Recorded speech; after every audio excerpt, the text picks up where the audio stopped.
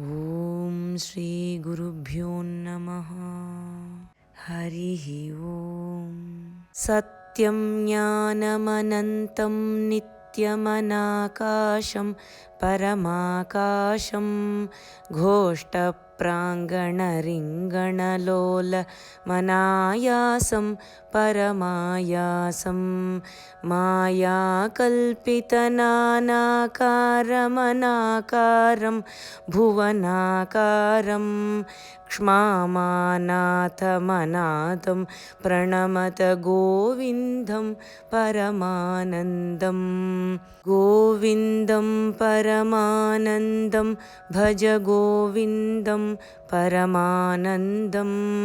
கோவிந்தம் பரமானந்தம் பஜ கோவிந்தம் பரமானந்தம்.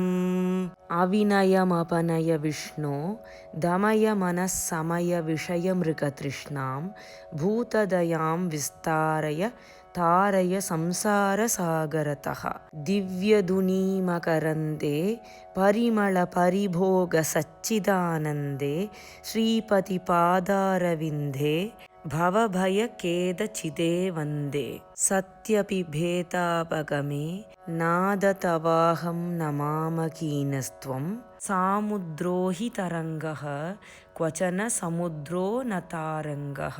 உத்ருதநக நகபிதனுஜ தனுகாலமித்ர மித்ர சசி திருஷ்டே திருஷ்டே பவதி பிரபவதி ந பவதி கிம் பவ திரஸ்காரः. மத்ஸ்யாதிபிரவதாரைः ரவதாரவதாவதா சதா வசுதாம் பரமேஸ்வர பரிபால்யோ பவதா பவதாபபீதோஹம். தாமோதர குணமந்திர சுந்தர வதனாரவிந்த கோவிந்த பவ ஜலதி மதன மந்தர பரமம் தரமபநய த்வம்மே. நாராயண கருணாமய சரணம் கரவாணி தாவகௌ சரணௌ இதி ஷட்பதீமதீயே வதன சரோஜே சதா வசது. பெரியவா எப்படி சித்த சுத்தி மூலியமாகவும் ஆத்ம சிந்தனை சத் சிந்தனைகள் மூலியமாகவும் மனசு தறிக்கட்டு ஓடாம கட்டுப்படுத்தி அதை உள்முகப்படுத்தி எல்லாருக்குள்ளேயும் ஆத்மாவா இருக்கிற பரம்பொருளோட ஒன்னா இருக்கிற அத்வைத ஆனந்த நிலையே மோக்ஷம் அப்படின்னு பல விதத்திலையும் எடுத்து சொல்லிண்டே வந்திருக்கா. ஆனா இப்படி பண்றது சாமான்யமான ஜனங்களான நம்மளுக்கு ஈஸியான காரியம் இல்லை. மனசோடைய ஐகாகிரியத்துக்கு ஒருமுகப்படுதலுக்கு நம்ம மனசை மறந்து செய்யக்கூடிய கர்மாக்கள் ஓரளவு ஒத்தாசை பண்ணும். அப்படி நல்ல சத்காரியங்கள் பண்ணி பண்ணி பண்ணி நல்லதிலேயே பழக்கி ஒருமுகப்படுத்தணும் அதை. ஆனா வெறும் கர்மா மாத்திரம் போராது. அத்தனை நல்லதும் சேர்ந்ததான சகல கல்யாண குண நிலையமான சகுண மூர்த்தியான சுவாமி கிட்ட பக்தி உபாசனை செய்யணும். மனஸ் அப்படியே ஆனந்தத்துல ரொம்பி அந்த மூர்த்தியிடம் ஒருமுகப்பட்டு நின்று விட்டால் அப்புறம் கண்டபடி ஓடாது. அந்த இஷ்டமூர்த்தி ஒன்றிடமே பதிந்து நிற்கும். பிறகு அந்த மூர்த்தியின் அனுகிரகத்தால் இப்படி பிரிந்திருந்து அதன் குணங்களை அனுபவிப்பது என்றில்லாமல் அதற்கும் மேலே போய் அதிலேயே கரைந்து நிர்குணமான பிரம்மமாக ஆகிவிடலாம்னு சொல்லியிருக்கா. இப்படி பக்தி பண்றது தான் முதல் படி. இதனாலதான் அத்வைத ஆச்சாரியரா வந்த ஆதி சங்கராச்சாரியா நம்ம நிலைக்கு இறங்கி பரம கருணையோட நம்ம எப்படி ஸ்தோத்திரம் பண்ணி எப்படி சுவாமியை வேண்டிக்கணுங்கிறத கூட சொல்லி கொடுக்கறதுக்காக ஏகப்பட்ட ஸ்தோத்திரங்கள் எழுதியிருக்கார். அதுல ஒரு ரத்னம் மாதிரி இருக்கக்கூடிய ஒரு ஸ்தோத்திரம் ஷட்பதி ஸ்தோத்திரம்னு பேரு. அந்த ஸ்தோத்திரத்தை தான் இந்த ரெக்கார்டிங்கோட ஆரம்பத்துல நான் சொல்லியிருக்கேன். மிக சின்னதான ரத்ன சுருக்கமான 6 பாடல்களை கொண்ட ஸ்தோத்திரம். ஆனா அவ்வளவு சின்ன ஸ்தோத்திரத்துக்குள்ள ரொம்ப ஒசந்த தத்துவங்களையும் நம்ம மனசை உருக வைக்கக்கூடிய ரசங்களையும் கொண்ட ஸ்தோத்திரம் அது. ஆனா இவ்வளவு சின்ன ஸ்தோத்திரத்தை பத்தி முடிவே இல்லாத ஞான கடலான பெரியவா நிறைய எடுத்து சொல்லியிருக்கா. அதுல இருக்கிற இலக்கணம், உரில் எத்தனை, நெடில் எத்தனை, உயிர்மை எழுத்துக்களுடைய சேர்க்கை எப்படி, அதுல எத்தனை மாத்திரை இருக்கு, அது எத்தனை பாதங்களை சப்தங்களை எல்லாம் கொண்டது, மற்ற செய்யுட்களுக்கும் ஸ்தோத்திரங்களுக்கும் ஆதி சங்கராச்சாரியா பண்ணின ஸ்லோகங்களுக்கும் இதுக்கும் நடுவில் இருக்கிற வித்தியாசங்கள், சிமிலாரிட்டிஸ், இப்படி நிறைய சொல்லிகிட்டே போயிருக்கா. அந்த அத்தனை கருத்துக்களையும் என்னால் படிச்சு காட்ட முடியுமான்னு தெரியல. இந்த ஸ்தோத்திரத்துக்கு வண்டு ஸ்தோத்திரம்னு பேரு.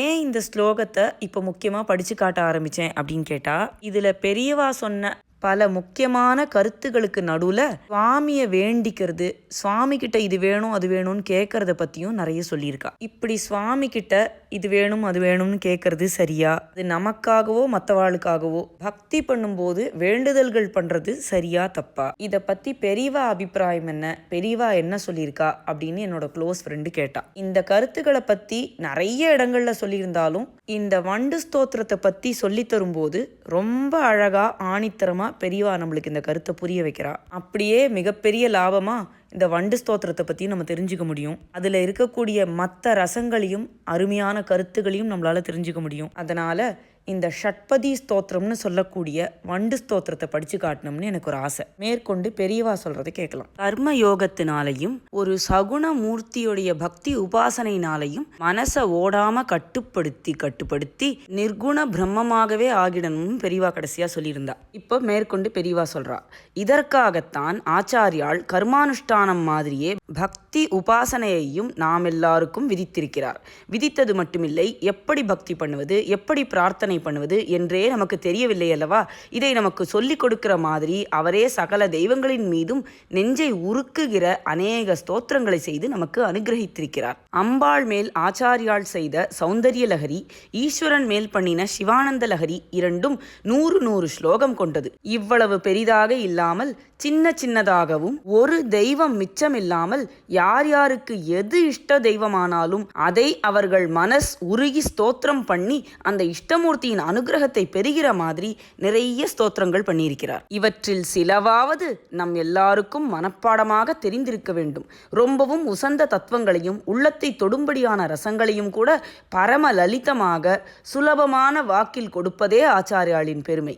அறிஞர்களும் நன்றாக யோசித்தே புரிந்து கொள்ளக்கூடியதான சூக்ஷ்மமான கருத்துக்களை கொடுத்து அத்வைத பாஷ்யம் பண்ணினவரே சின்ன குழந்தை கூட ருசித்து சொல்லி பிரயோஜனம் அடையும்படியான ஸ்தோத்திரங்களை சின்னதும் பெரிதுமாக ஏராளமாக அனுகிரகம் செய்திருக்கிறார். அதிலே சாக்ஷாத் ஜகத் பரிபாலகனான மகாவிஷ்ணுவை பற்றி ரொம்பவும் உயர்ந்த கருத்துகளும் மனசை உருக்கும் பாவமும் வாய்க்கு அமிர்தமாக இருக்கும் வாக்கும் கொண்டதான ஷட்பதி ஸ்தோத்திரம் என்பது ஒன்று. சின்ன ஸ்தோத்திரம் தான். அதை நன்றாக மனசில் வாங்கி கொண்டு விட்டால் நாம் ஆச்சாரியாலையும் தெரிந்து கொண்டு விடலாம், மகாவிஷ்ணுவையும் தெரிந்து கொண்டு விடலாம், நம்மையும் தெரிந்து கொண்டு விடலாம். நம்மை தெரிந்து கொள்கிறபடி தெரிந்து கொள்வதுதான் அத்வைத்தம். அந்த உச்சாணி வரைக்கும் இந்த ஷட்பதி நம்மை அழைத்து கொண்டு போய்விடும். ஷட்பதின்னு சொன்னா 6 கால் உடையது அப்படின்னு அர்த்தம். சாதாரணமாக பூச்சி வகைகளுக்குத்தான் 6 கால் உண்டு. இந்தியில கூட பீட்டில் இந்த மாதிரி வகையான பூச்சிகளுக்கெல்லாம் ஷட்டுபத் அப்படின்னு தான் சொல்லுவா. அதனால தான் இந்த ஸ்தோத்திரத்துக்கு வண்டு ஸ்தோத்திரம்னு பேர். இந்த இடத்துல பெரியவா கொஞ்சம் நிறுத்திட்டு சாதாரணமாக இருக்கக்கூடிய ஸ்லோகங்களில் எத்தனை பாதங்கள் இருக்கும், ஒரு அடியில் எத்தனை பாதம் இருக்கும், இந்த ஷட்பதி ஸ்தோத்திரத்தில் ஒவ்வொரு அடியிலையும் எத்தனை பாதம் இருக்குது அப்படின்லாம் சொல்லிகிட்டே போகிறா. சாதாரணமாக இருக்கக்கூடிய ஸ்லோகங்களில் பாதங்கள் சமமாக இருக்கும். ஷட்பதியில் சமமான அக்ஷரம் கொண்ட பாதங்கள் இல்லை. சாதாரணமாக இருக்கக்கூடிய ஸ்லோகங்களுக்கு இருக்கிற மீட்டர், இப்படி மீட்டரை அனுசரித்து இருக்கக்கூடிய ஸ்லோகங்களுக்கு என்ன பேர், விருத்தம், ஜாதி அப்படின்னு 2 வகை. இந்த ஷட்பதி ஸ்தோத்திரம் ஆர்யா ஜாதியை சேர்ந்தது. அப்போ ஒவ்வொரு அடியிலையும் எத்தனை அக்ஷரம் வரும், அதெல்லாம் எப்படி மாத்திரைகளை கணக்கிடலாம். பாதங்கள் சமமாக இருக்கக்கூடிய ஸ்லோகங்களுக்கு சம விருத்தம்னு பேரு. அப்படி சமமா இல்லாத விருத்தங்களுக்கு விஷம விருத்தம்னு பேரு. 2த்துக்கும் நடுவில் அர்த்த சம விருத்தம்னு ஒன்று உண்டு. அது பாதி சமமாக இருக்கும், பாதி விஷமமாக இருக்கும். அப்படின்னு எல்லாம் ஒவ்வொரு வரியையும் கிராமட்டிக்கலாக அலசி ஆராய்ஞ்சுட்டே போகிறா பெரியவா. மேற்கொண்டு பெரியவா சொல்கிறது கேட்கலாம். ஜாதி விருத்தம்னு 2 சொன்னாரே, அதில் ஜாதி சந்தஸ்களை கொண்டுதான் ஷட்பதி ஸ்தோத்திரத்தை ஆச்சாரியால் செய்திருக்கிறார். அத்வைதி, ஆனால் அவர் காட்டாத வெரைட்டி, வேறுபாட்டு விசித்திரம் இல்லை. இந்த ஸ்துதியில் உள்ள எல்லா ஸ்லோகங்களுமே ஆர்யாவிருத்தத்தில் அமைந்தவை. அவை ஒவ்வொன்றிலும் முதல் வரிக்கும் 3ஆம் வரிக்கும் 12 மாத்திரைகள், 2ஆம் வரிக்கு 18 மாத்திரை, 4ஆம் வரிக்கு 15 மாத்திரை. பாதமாக கணக்கு பண்ணி பார்த்தீர்களானால் பொழுதுபோக்காக இருக்கும். உயிரெழுத்துக்களை கொண்டு எண்ணாமல் லகு குரு மாத்திரை பார்த்து எண்ணினால்தான் இந்த ஸ்லோகங்களின் விதிப்படி ஏற்பட்ட ஒரு பேட்டர்ன், ஒரு கிரமம் இருப்பதாக தெரியும். இல்லாவிட்டால் சீர் சரியில்லை என்று தோன்றிவிடும். ஆனாலும் ஆச்சாரியாளின் வாக் விசேஷம் விருத்தங்களுக்கே அதிகம் பழகி ஜாதிகளை புரிந்து கொள்ள முடியாத நமக்கும் கூட இந்த ஷட்பதி ஸ்லோகங்களை நாம் சொல்கிற போதே அவற்றில் சீரில்லை என்கிற மாதிரி கொஞ்சம் கூட தோன்றாது. வார்த்தைகளும் சப்தங்களும் ஒன்றுக்கொன்று ரொம்பவும் இசைந்து இந்த இரண்டும் அர்த்தத்தோடையே இசைந்து செல்வதான அழகான போக்கிலேயே இந்த ஸ்தோத்திரம் அமைந்திருக்கிறது. குழந்தை கூட நினைவு வைத்துக் கொள்ளும்படியாக அவ்வளவு சுலபமாக இருக்கிறது. பலஸ்ருதி மாதிரி இருக்கிற கடைசி ஸ்லோகத்தை விட்டுவிட்டால் இதிலே 6 ஸ்லோகங்கள் இருக்கின்றன. பலஸ்ருதியும் மேலே சொன்ன அதே மீட்டரில் இருப்பதுதான். பலஸ்ருதினா என்னன்னு கேட்டா, இந்த ஸ்லோகத்தை சொல்றதுனால என்ன பயன் கிடைக்கும்னு சொல்லக்கூடிய கடைசி ஸ்லோகம். இந்த ஸ்துதியில் இருப்பது பலஸ்ருதி மாதிரி தான், அசல் பலஸ்ருதி இல்லை. அசல் பலஸ்ருதி என்றால் இந்த ஸ்லோகத்தை சொல்பவருக்கு இன்னின்ன பலன்கள் உண்டாகும் என்று உடைத்து வியக்தமாக சொல்லி இருக்க வேண்டும். இங்கே கடைசி ஸ்லோகத்தில் அப்படி சொல்லவில்லை. அதை பற்றி பிறகு சொல்கிறேன். கடைசி ஸ்லோகத்தை கடைசியில் தானே சொல்ல வேண்டும். முதல் ஸ்லோகத்திலிருந்து வரிசையாக சொல்லிக் கொண்டு போகிறேன். முதல் ஸ்லோகத்தை ஆரம்பிக்கும் முன் இப்போது டைட்டிலில் ஷட்பதி என்பது என்ன என்று சொல்ல ஆரம்பித்தேன். இதிலே 6 ஸ்லோகங்கள் பலஸ்ருதி நீங்களாக உள்ளன. அதனால் ஷட்பதி, அதாவது 6 பதங்கள் கொண்ட நூல் என்று ஆச்சாரியால் டைட்டில் கொடுக்கிற போது பதம் என்றால் ஸ்லோகத்தின் ஒரு பாகம் என்று அர்த்தம் கொடுக்காமல் ஒரு முழு ஸ்லோகத்தையே பதம் என்று குறிப்பிடுவதாக தெரிகிறது. பதம் என்ற வார்த்தை பல அர்த்தத்தில் பிரயோகமாகிறது. வேதத்தில் பதம், கிரமம் என்று சொல்லிக்கொண்டே போய் கணம் என்பதில் முடிப்பார்கள். மந்திர அக்ஷரங்களை பல தினசில் மாற்றி மாற்றி கோத்து வாங்கி சொல்வதுதான் பதம், கிரமம், கணம் எல்லாம். கணம் வரைக்கும் தேர்ச்சி பெற்றவர்களை தான் கணபாட்டி என்பது. இங்கே பதம் என்றால் வார்த்தை வார்த்தையாக பிரித்து சொல்வது. கார் பகுதியை மட்டுமின்றி முழு ஸ்லோகத்தையே பதம் என்று குறிப்பிடும் வழக்கமும் உண்டு. ஜெயதேவரின் கீத கோவிந்தத்தை அஷ்டபதிகள் என்கிறோமே, இங்கே பதம் என்றால் ஒரு முழு செய்யுள், ஸ்டான்சா என்றே ஆகிறது. தமிழில் கூட ஒரு பதிகத்தையோ பாசுரத்தையோ குறிப்பிட்டு அதில் எத்தனை செய்யுள் இருக்கிறது என்று கேட்பதற்கு பதில் எத்தனை அடி இருக்கிறது என்று கேட்கிறோம். இங்கே அடி என்றால் செய்யுளின் ஒரு பாகம் என்று அர்த்தமாகாமல் முழு செய்யுள் என்றே ஆகிறது. இப்படியேதான் ஒரு கீர்த்தனம் என்று எடுத்துக்கொண்டாலும் 4-5 சரணம் இருந்தால் எத்தனை அடிகள் என்றே கேட்கிறோம். இதிலே இன்னொரு வேடிக்கை கூட. ஸ்லோகமாக இருந்தால் பதம், பாதம் என்கிறோம். பாட்டாக கீர்த்தனமாக இருந்தால் சரணம் என்கிறோம். பாதம் என்பது போலவே சரணம் என்றாலும் கால்தான். அடி என்பதும் காலை குறிப்பது தானே. அடிமேல் அடி வைத்து முன்னே போவதை பதே பதே என்று சொல்வார்கள். ஸ்டெப் பை ஸ்டெப் என்று அர்த்தம். இப்படியே பக்தியில் அடிமேல் அடி வைத்து ஒவ்வொரு ஸ்லோகத்தின் வழியாக முன்னேற வழி சொல்கிறதாலும் இது ஷட்பதி என்று வைத்துக் கொள்ளலாம். இதிலே ஒரு ஸ்லேடையும் இருக்கிறது. பதம் என்றால் கால் அல்லவா, ஷட்பதி என்றால் 6 கால் கொண்ட ஜந்து என்று அர்த்தம். 6 கால் ஜந்துவாவது விசித்திரமாயிருக்கிறதே என்று தோன்றும். மனுஷன் 2 கால் பிராணி, மிருகங்கள் 4 கால் பிராணி, 8 கால் பூச்சி என்று ஒன்று இருக்கிறது. காலே இல்லாத பாம்பு, மரவட்டைக்கு எண்ணி முடியாத கால்கள். 6 கால் ஜந்து என்ன? அதுதான் வண்டு. வண்டுக்கு 6 கால் தான் இருக்கும். ஷட்பதம் கொண்டது அது. ஆகையால் ஷட்பதி என்றால் வண்டு என்று அர்த்தம். ஷட்பதி ஸ்தோத்திரம் என்றால் வண்டு ஸ்தோத்திரம். 6 பதம், அதாவது ஸ்லோகம் உள்ள இந்த ஸ்தோத்திரத்துக்கு ஏன் வண்டு ஸ்தோத்திரம் என்று பெயர்? இதன் ஸ்லேடை என்ன என்று ஆச்சாரியால் கடைசியான 7வது ஸ்லோகத்தில் தான் புதிர் அவிழ்க்கிறார். ஒரு கதை சொல்கிறவர் அதில் மர்மமாக ஒன்றை ஆரம்பத்தில் சொல்லிவிட்டு அதை உடனேயே அவிழ்த்து விடாமல் கடைசி வரை மூடி மூடி வைத்து ஆர்வத்தை ஜாஸ்தியாக்கி கொண்டே போய் கடைசியில் தான் அவிழ்ப்பார். அதே மாதிரி ஷட்பதி என்று ஸ்தோத்திரத்துக்கு டைட்டில் கொடுத்த ஆச்சாரியாலும் ஸ்லோகம் முடிகிற போதுதான் இதற்கு ஏன் 6 கால் ஸ்தோத்திரம், அதாவது வண்டு துதி என்று பெயர் கொடுத்தார் என்று விண்டு சொல்கிறார். காவியங்களிலும் பக்தி கிரந்தங்களிலும் ஈடுபட்டவர்களுக்கு, ரசிகர்களுக்கு அவர் சொல்லாவிட்டாலும் ஆரம்பத்திலேயே புரிந்துவிடும். உங்களில் கொஞ்சம் பேருக்கு இப்போதே ஷட்பதி வண்டு என்பதில் உள்ள ஸ்லேடை புரிந்திருக்கலாம். புரியாதவர்களுக்கு நானும் ஆச்சாரியால் மாதிரியே கடைசியில் தான் புரிய வைக்கப் போகிறேன். இப்போது முதல் ஸ்லோகத்திலிருந்து ஆரம்பிக்கலாம். இந்த முதல் ஸ்லோகத்தில் எவற்றை வேண்டி பிரார்த்தனை பண்ண வேண்டும் என்று நமக்கு ஆச்சாரியால் சொல்லிக் கொடுக்கிறார். பகவானை எதற்காக பிரார்த்தனை பண்ண வேண்டும் என்பதில் அபிப்பிராய பேதங்கள் உண்டு. இந்த லோக வாழ்க்கையில் நமக்கு எண்ணி முடியாத கஷ்டங்கள், சிரமங்கள், கிளேசங்கள், துக்கங்கள் ஏற்படுகின்றன. சரீர கஷ்டம், மனச்சஞ்சலம், பணமுடை, பயம், அவமானம், இப்படியாக கணக்கே இல்லாமல் அவதிப்படுகிறோம். இவை தீருவதற்கு வேறு வேறு வழிகளை தேடுகிறோம். உடம்பு சரியில்லை என்றால் டாக்டரிடம் போகிறோம். பண கஷ்டம் என்றால் கடன் கொடுக்கக்கூடியவர்களிடம் போகிறோம். ஆவிகள் சேஷ்டை என்றால் மாந்திரிகரிடம் போகிறோம். பலவிதமான பிரச்சனைகள் தீர தீர ராஜாங்க அதிகாரிகளிடம் போகிறோம். இப்படி பல பேரிடம் போனாலும் இந்த கஷ்டங்கள் தீர பகவானையும் பிரார்த்தனை பண்ணி கொள்கிறோம். நாம் கஷ்டம் தீர யாரை தேடி போகிறோமோ அவர்கள் நமக்கு அனுகூலமாக இருப்பதற்கு பகவானை பிரார்த்திக்கிறோம். டாக்டர் மருந்துதான் கொடுப்பார், அது நமக்கு பலிக்க வேண்டுமே, இதற்காக பகவானை வேண்டிக் கொள்கிறோம். ஒருத்தர் சகாயம் செய்வார் என்று அவரிடம் போகிறோம். ஆனால் அவர் போகிற வழியிலேயே நமக்கு ஒரு விபத்து ஏற்பட்டு விட்டால் என்ன பண்ணுவது? இதற்காக பிரார்த்தனை பண்ணுகிறோம். இந்த மாதிரியெல்லாம் பிரார்த்தனை பண்ணுவது தப்பு என்று சில பேருக்கு அபிப்பிராயம். நம் கர்மாவுக்குத்தான் கஷ்டம் வருகிறது, பகவானே தான் இந்த கஷ்டங்களை கொடுத்து தண்டித்து கர்மாவை தீர்க்கிறான். அதனால் இந்த மாதிரி லௌகீக விஷயங்களுக்கு பிரார்த்தனை பண்ணவே கூடாது. பகவானுக்கே நமக்கு எதை எப்போது எப்படி தர வேண்டும் என்று தெரியும். அதனால் அவனை எதுவும் பிரார்த்திக்கவே கூடாது.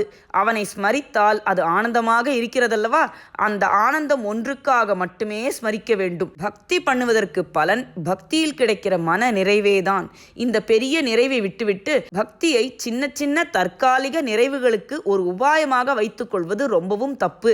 ஆகையால் அது வேண்டும் இது வேண்டும் என்று வேண்டவே கூடாது. இதற்காகவாது பிரார்த்தனை பண்ணலாமானால் அது நம்முடைய ஆத்ம பரிசுத்தி ஒன்றுக்காகத்தான் என்று இப்படி சிலர் அபிப்பிராயப்படுகிறார்கள். அப்போ இதுல எது சரி? பகவானே சொல்கிற வாக்குதான் நமக்கு பெரிய பிரமாணம். கீதையில் இவ்விஷயமாக சுவாமி என்ன சொல்கிறார்? கிருஷ்ண பரமாத்மா கீதையில் இப்படி சொல்கிறார். சதுர்விதா பஜந்தே மாம் ஜனா சுக்ருதினோர்ஜுன ஆர்த்தோ ஜிக்ஞாசுரர்த்தார்த்தி ஞானீ ச பரதர்ஷப. என்னை 4 தினுசான சதுர்விதமான ஜனங்கள் பஜிக்கிறார்கள், வழிபடுகிறார்கள். யார் யார் இந்த 4 வகைக்காரர்கள்? 1 ஆர்த்தன், 2வது ஜிக்ஞாசு, 3வது அர்த்தார்த்தி, 4வது ஞானி. இப்படி சொல்கிறார் பகவான். முதலில் சொன்ன ஆர்த்தன் என்பதற்கு கஷ்டப்படுகிறவன், துக்கமுற்றவன் என்று அர்த்தம். மனக்கஷ்டம், சரீர கஷ்டம் இவற்றுக்கு ஆளானவன் ஆர்த்தன். வியாதி, வலி, தாரித்யம், வறுமை, மாளாத கஷ்டங்கள், பிரச்சனைகள், மனக்லேஷம் தருகிற உபதிரவங்கள் இவையெல்லாம் ஆர்த்தியில் அடக்கம். இந்த கஷ்டம் தீர்வதற்காக, துக்கபாரம் துயரச் சுமை தீர்வதற்காக இவர்கள் பகவானை வழிபடுகிறார்கள். அப்பா, இந்த பாரத்தை இறக்கி வையப்பா என்று பிரார்த்தனை பண்ணுகிறார்கள். பக்தர்களில் 2வது வகை கேட்டகரி யார் என்றால் ஜிக்ஞாசு, அதாவது ஞானம் அடைய விரும்பி சாதனை செய்கிற சாதகன். பகவான் தான் ஞான விதை போட வேண்டுமாதலால், ஞானாம்பாள் தான் ஞானப்பால் கொடுப்பாள் ஆதலால் இவன் பகவானை வழிபடுகிறான். ஆர்த்தன் மாதிரி இவன் ஞானம் தா என்று வேண்டி பிரார்த்தனை பண்ணினாலும் பண்ணுவான். அல்லது இப்படி கேட்காமல் பகவானின் திவ்ய ரூபத்தையும் கல்யாண குணத்தையும் வெறுமனே தியானம் பண்ணிக்கொண்டே இருப்பான்.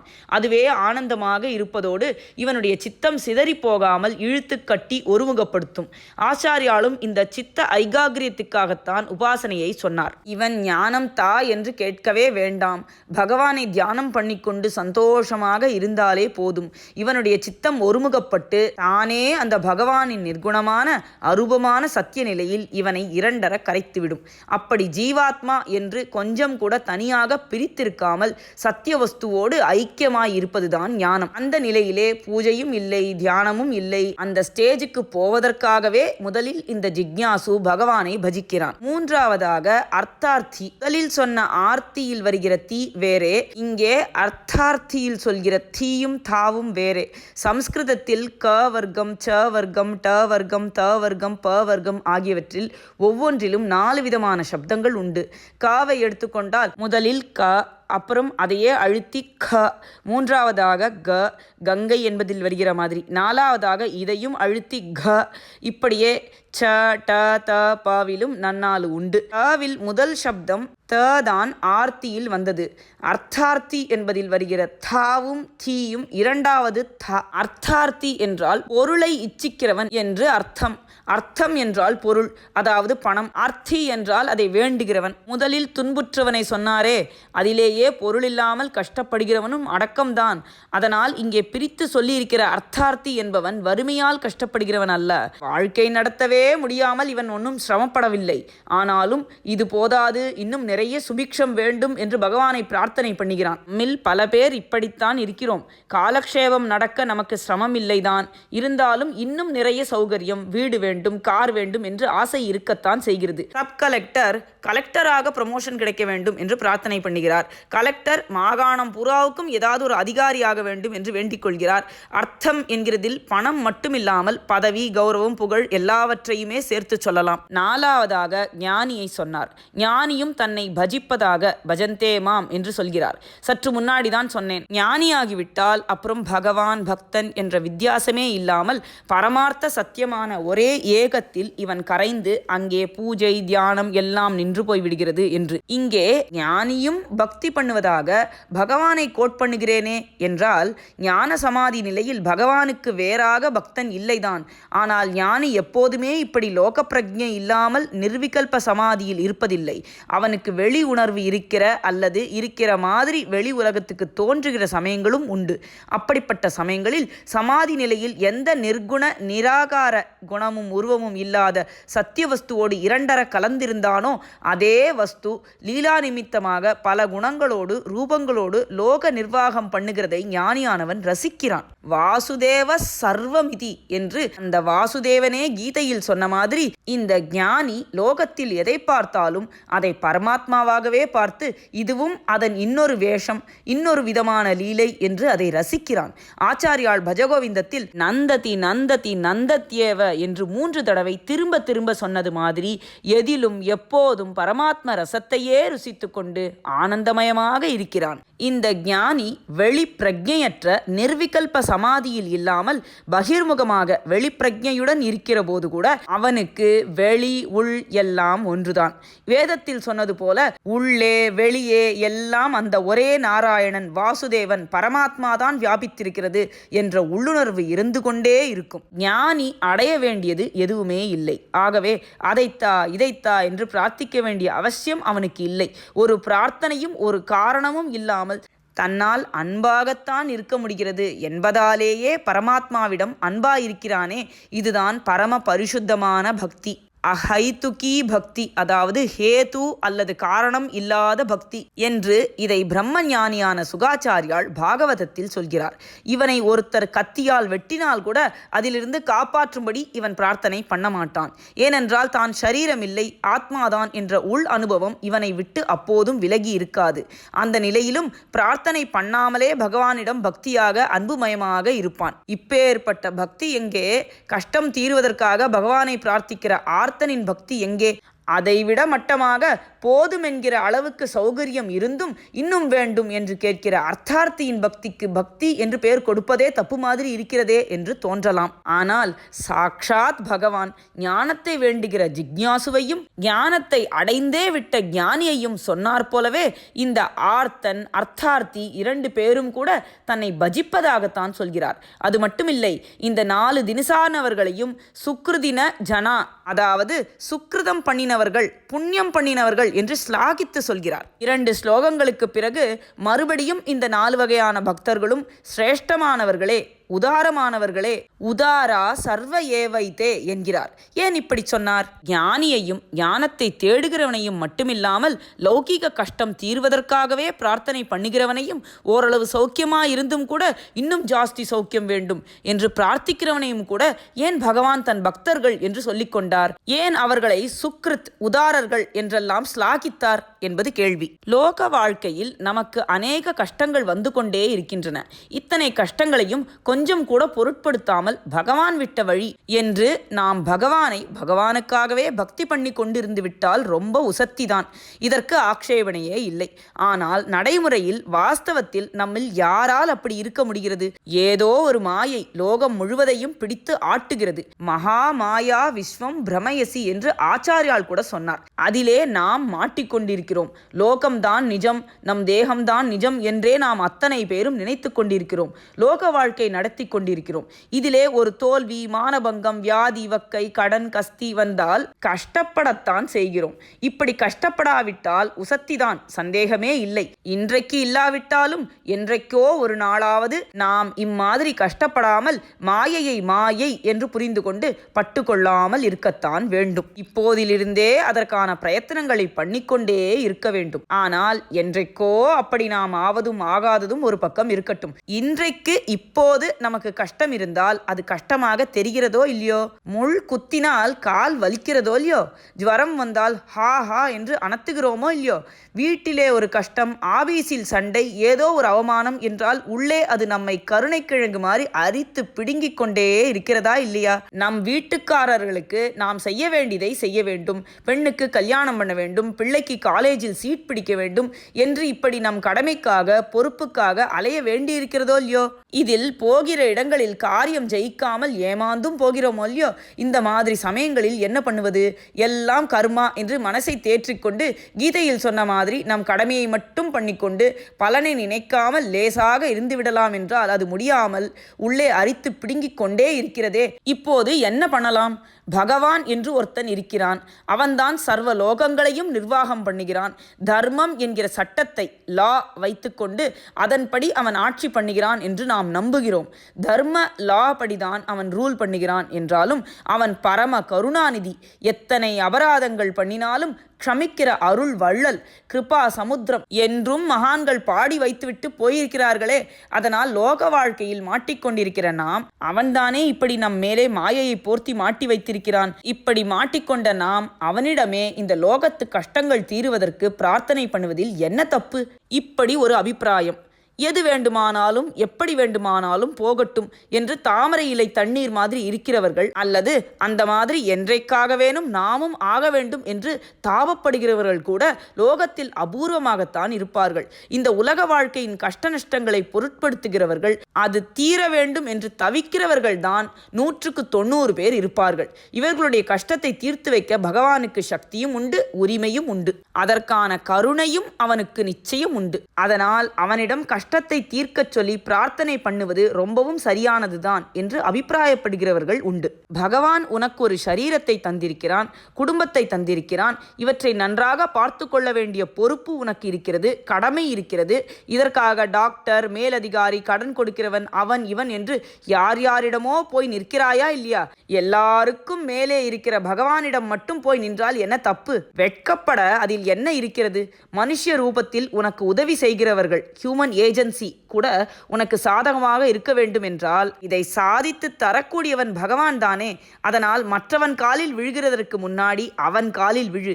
ஒருத்தன் காலிலும் விழாமல் இருக்கிற பக்குவம் உனக்கு வந்தால் அப்போது இந்த லௌகீக கஷ்ட நிவர்த்திக்காக நீ பகவான் காலிலும் விழாமல் இருக்கலாம் என்று அவர்கள் சொல்வார்கள். நம்மால் எதையும் சாதித்து கொள்ள முடியாது, ஈஸ்வர சக்திதான் எல்லாவற்றுக்கும் மேல் பெரிதானது என்று நம்பித்தானே ஒரு ஆர்த்தன், அதாவது கஷ்டப்படுகிறவன், பகவானை பிரார்த்திக்கிறான். இது நல்ல மனோபாவம் தானே.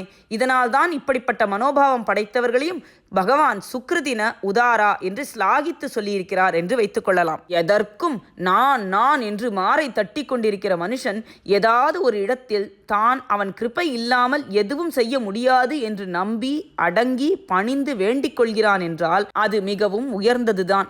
லௌகிகமான தேவையின் பூர்த்திக்காகத்தான் இருக்கட்டும், அல்லது வேறு எந்த காரணத்துக்காக வேண்டுமானாலும் இருக்கட்டும், நம் எல்லாரையும் விட பகவான் பெரியவன் என்ற நம்பிக்கையோடு பிரார்த்தனை பண்ணுவது சரியானதுதான் என்றே சொல்ல வேண்டும். இந்த வாழ்க்கையிலேயே தர்மத்துக்கு விரோதமாக இல்லாத வரையில் ஜனங்களின் நியாயமான ஆசைகளாக கூட நானே இருக்கிறேன் என்று பகவானே கீதையில் சொல்லி இருக்கிறான். கீதை 7வது அத்தியாயம் 11வது ஸ்லோகத்தில் இப்படி சொல்றார்: தர்மா விருத்தோ பூதேஷு காமோஸ்மி பர்தர்ஷப. ஆகையினால நியாயமான ஆசைகளாக கூட சுவாமி தான் நமக்குள்ளேயே இருக்கார். அதர்மமாக ஆசைப்படக்கூடாது, துராசை கூடாது. தர்மமான ஆசைகள் இருந்தால் அதை பகவானும் அந்த ஸ்டேஜில் ஒத்துக்கொள்வார். சரி, அப்படியானால் போதுமான அளவுக்கு சௌக்கியம் இருந்தும் கூட அதற்கும் மேல் வேண்டும் என்று பிரார்த்தித்துக் கொள்கிற அர்த்தார்த்தியின் சமாச்சாரம் என்ன? அவனை எப்படி பக்தர்களோட சேர்க்கலாம் என்ற கேள்வி எழும்புகிறது. ஜீவனம் நடத்துவதற்கு எதெது அத்தியாவசியமோ அதற்கு மேல் ஒரு துரும்பு கூட வைத்துக் கொள்ளாமல் இருப்பதுதான் முறை. எதெது இல்லாவிட்டால் நம்மால் ஜீவிக்கவே முடியாதோ அவற்றோடு நம் தேவைகளை நிறுத்திக் கொள்ள வேண்டும் என்பதுதான் தர்மசாஸ்திரங்களில் சொல்லி இருக்கிற அபரிக்கிரகம் என்ற உயர்ந்த கொள்கை. ஆகையால் வாழ்க்கை நடத்துவதற்கு போதுமான அர்த்தம், பொருள் இருந்தும் அதற்கு மேல் ஒருத்தன் அர்த்தார்த்தி பகவானிடம் பிரார்த்திக்கிறான் என்றால் அது பேராசைதான். எனவே அது தப்புதான். ஆனால் இவனையும் ஏன் கிருஷ்ண பரமாத்மா 4 வித பக்தர்களில் ஒருத்தனாக ஸ்லாகித்து சொல்கிறார் என்றால் அதற்கு ஒரு தினுசான அர்த்தம் பண்ணிக்கொள்ளலாம் என்று தோன்றுகிறது. அதாவது லோகத்தில் பலவிதமான தர்ம காரியங்கள், சமூக பணிகள் நடந்தாக வேண்டியிருக்கிறது. ஒரு கோயிலை புனருத்தாரணம் பண்ணி கும்பாபிஷேகம் நடத்த வேண்டியிருக்கிறது. பள்ளிக்கூடம், ஆஸ்பத்திரி வைக்க வேண்டியிருக்கிறது. வேத வித்துக்களை ரட்சிக்க வேண்டியிருக்கிறது. இப்படி பல பெரிய காரணங்கள் நடந்தாக வேண்டியிருக்கிறது. இவற்றுக்கெல்லாம் நிறைய பணம் தேவைப்படுகிறது. இந்த பணம் எங்கிருந்து வரும்? தங்கள் செலவுக்கு போக தர்மம் செய்யக்கூடிய தனிகர்கள் இருந்தால்தானே அவர்களிடமிருந்து நல்ல காரியங்களுக்காக திரவியம் கிடைக்க முடியும்.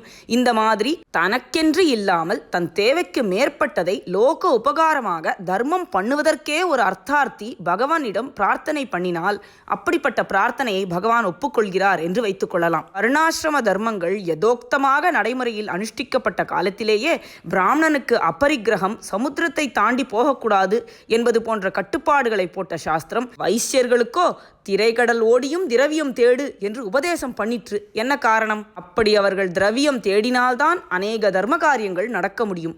நடுவே அவர்கள் கொஞ்சம் அதிக சௌகரியம், லக்ஸுரி என்கிற போக்கிய வாழ்க்கை பெற்றாலும் பெற்றுவிட்டு போகட்டும். அவர்கள் செய்கிற தானத்தினால் இந்த தோஷம் நிவிருத்தியாகிவிடும். கொடுக்க கொடுக்க தானாகவே லக்ஸுரி பிடிக்காமல் போய்விடும். தனக்கு வசதி பண்ணி கொள்ளாமல் பிறருக்கு கொடுக்க வேண்டும் என்பதிலேயே ஆஸ்தை அதிகமாகும். அப்படியே இவன் தனக்காக ஒரு பங்களா வைத்துக்கொண்டாலும் அதிலே 10 ஏழைகளுக்கு இடம் கொடுக்க தோன்றும். ஒரு கார் வைத்துக்கொண்டால் பிரத்தியார் 4 பேருக்கு உதவியாக அதை கொடுக்க தோன்றும். மொத்தத்தில் ஞானியாகவும் ஞானத்தை தேடும் ஜிக்ஞாசுவாகவும் தான் இருக்க வேண்டும் என்பதில்லை.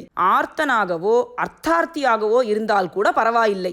ஏதாவது ஒரு விதத்தில் பகவான் என்று ஒருத்தனை நம்பி அவனிடம் போய்விட்டால் போதும். எதற்காகவேனும் பிரார்த்தனை பண்ணினால் போதும். கொஞ்சம் கொஞ்சமாக இவனை பிரார்த்தனை மேலே அழித்து கொண்டு போகும். முதலில் நிறையவே செல்வம், செல்வாக்கு வேண்டும் என்று பிரார்த்தித்தால் கூட காலக்கிரமத்தில் தானாக இந்த மாதிரி ஆசைகள் குறையும். அப்புறம் அடுத்த ஸ்டேஜில் ஒரு கஷ்டம், சிரமம், வியாதி என்பதற்கும் பிரார்த்திக்காமல் நல்ல ஞான வைராகியாதிகளுக்காகவே பிரார்த்தனை பண்ண தோன்றும்.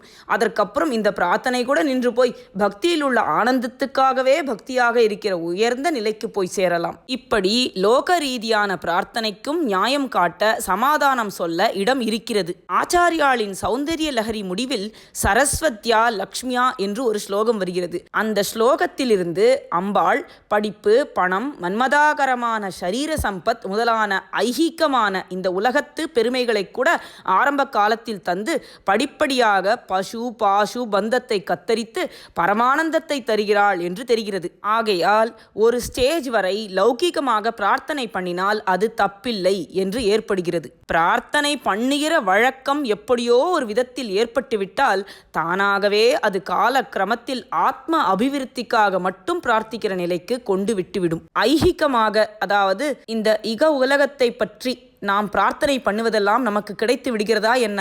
இல்லை.